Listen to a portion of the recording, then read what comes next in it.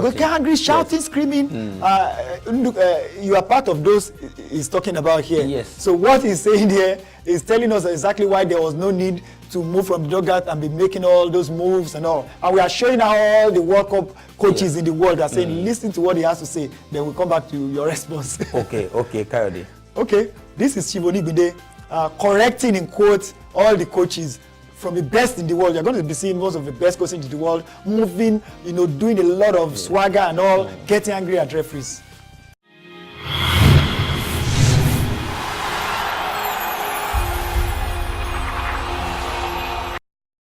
No, it didn't get me angry. Up till now, some people still say it. It didn't get me angry because I knew they were ignorant. They didn't understand what they were talking about. You see, the time I become really pensive and agitated is the preparatory time. Once I've put everything I know into the system, left hand for God. And they also got a few things wrong. It is not that I don't communicate with my players, but I watch when I do. You see, when there is a stoppage, the camera will swing following the ball, the free kick, and I will come up and issue my instruction or give a signal. Before the camera swings around, I'm back on my seat. So it appears I never stand up. I was at Ladipo Market immediately after the World Cup. And as soon as I alighted from my car, I saw these young men, swarming around me, and all of them putting their, their arms, trying to imitate me, and we all burst into laughter. You see, because professional, and you will see, during that World Cup and after the World Cup, I attended, World Press, and they asked me the same question, and I explained to them. And probably people will not notice that this question of coaches jumping up and down reduced since then. You'll find a coach stand by his bench, watching. Because when a match is on, that is the time for you to assess the opponents, assess your team, so that you'll be able to come out with, the strong points, the weak points, and you'll be able to make corrections at halftime, even at the end of the game. But somebody jumping up and down, I mean, in elementary science, we say that two things cannot occupy the same place at the same time. You can't be jumping around and be thinking or planning or analyzing. I've seen coaches take wrong decisions because they were not doing their job as a coach when a match is on.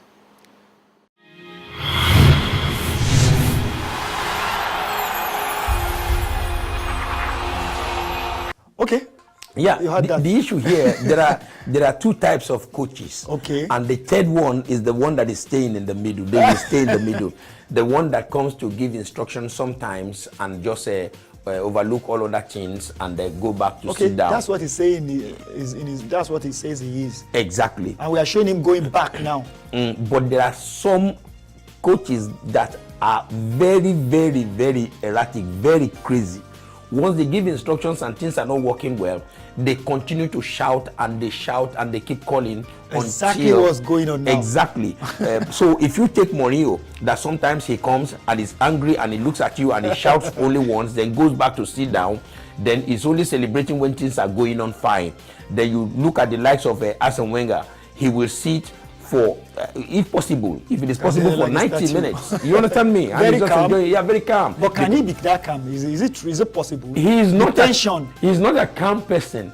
The thing is, tension. Yes, he takes every other thing in strides. But when you talk to him, then, or when something happens that does not favor him, then automatically, you understand me? He becomes very, very explosive. All right. Okay, we have to show it to you again. Chief account was very interesting. He said he went to Alaba and he saw about 10 guys surrounding him. He thought they were thieves. Yes. Then all of a sudden they now did like this, all of them.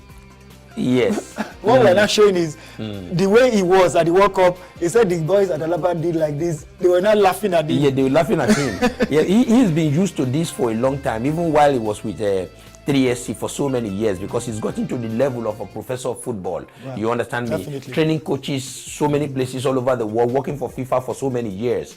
At this level of experience, I don't think that you will need to come out if there's no need for him to do so, to now start shouting, because most of these coaches believe we finish this in training, we give the instructions, as long as you leave him with the instructions and going on, you understand me, then I don't need the shouting.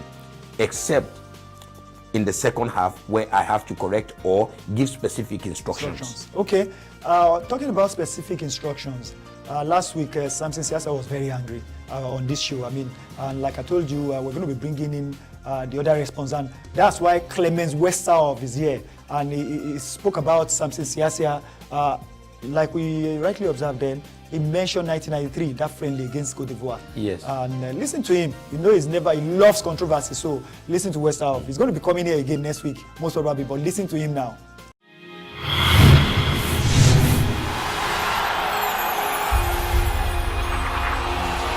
Oh, I know my team. I know what we have built up. 4 years I have worked on it, and I got it. And I got it. A bunch of friends. And some of them make some bloody mistakes, like Samson Siasa. The guy have done a good job with the under 20, with the 23, and with the Olympic team. He has done a good job. Nobody can take that away. But he must not be always number 2, eh? Yes, that's true. If the next time he's number 2, then they call him Mr. 2. Yes. And not champion. Yes. Yeah? He must watch out, eh? He has done a very good job. I like it. Samson Siasa in Ivory Coast. We play there. 1-0 for us. Rashid Chikini. Then from the midfield, he went fast through. Rashid came and both went to the goalkeeper. Samson on the right side and he in the middle. Rashid, call him, give me the ball. If he gives the ball inside, it's 2-0. It's over.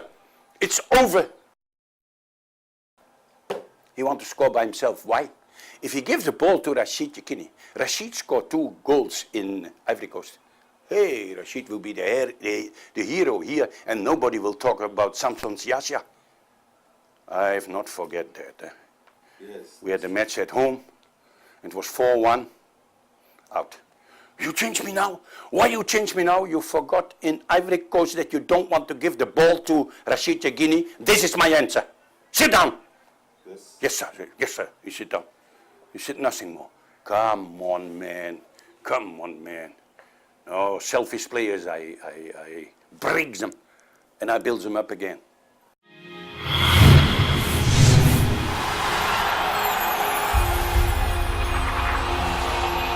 Okay, Nduka, I mean, we are getting to the home stretch, but the biggest request we got from a lot of people, some younger people, I'm sure, when you look at their age, if one knows it, that is that they don't understand what 1994 was all about exactly.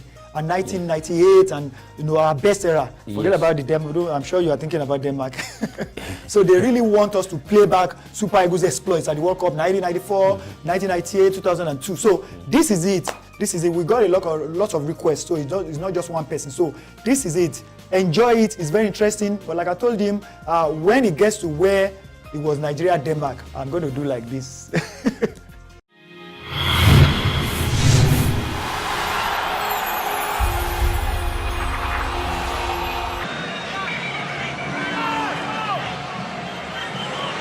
Olise. Oh my word! Nigeria in front for the first time, and how? A goal from Nigerian striker Yekini put them on the way to a superb 3-0 win over Bulgaria. A great start to their first World Cup finals. But then this was a special one.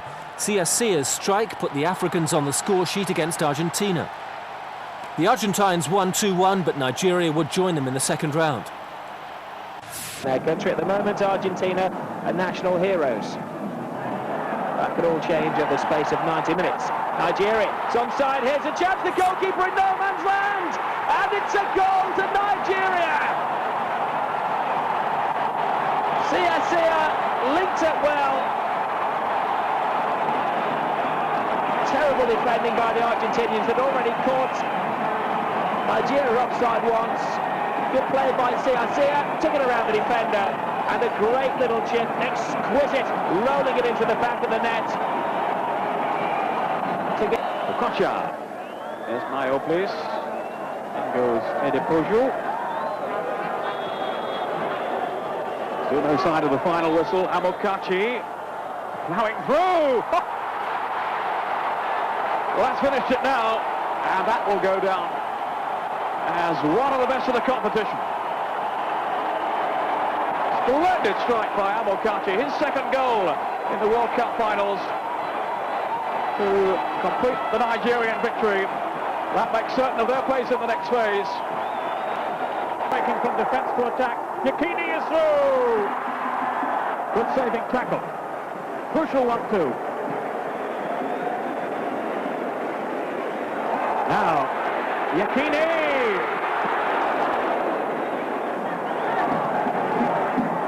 Very close then to another one. And it could be here, it is! Amuniki with number 3.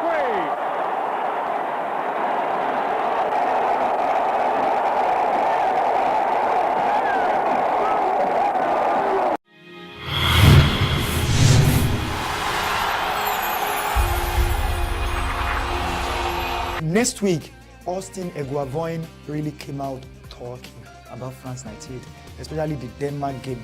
He talked about captaincy. The revelations were amazing, of course, and we're going to be getting all the other, there are about 3 or 4 or 5 of them. Talked about, Eguavoin said he almost left the camp, even late Uche Okafor. They are all going to be talking about France 98 next week. And the things they were saying shocked me. Fine. So you are right about the technical aspect, but I think from all they are going to be saying, which I've seen, because we interviewed them exclusively on the program, what they are saying is that there was no unity in that within the team. Austin Eguavoin said minutes to the game because of Amokachi's injury. Yes. They came back to say, bring the captain's band, and they gave it to Kanu. He said he will never ever forget that in his life. That will destroy your psychology. That will affect your mental state. That changes your thinking. Now imagine that we have no unity in the team, and in just within a matter of about 10-15 minutes, a thing like this happens to you. Exactly. That is supposed to captain the team that has been given the band. So whom are you going to go to ask? And he's the most senior player in the most senior, exactly. Well, apart from Yakini, well, they're at the same time. Exactly. He said they were disrespecting Rashidi Yakini. Later, Okafor said a lot of very interesting things. I think from what they were saying, our boss for this program is going to have to watch what they were saying, because it was just amazing. It was just amazing. So the disunity is what a lot of them have been talking about for a long time. Time, of course, is fast spent, but we also received a lot of emails and alerts. They want to know.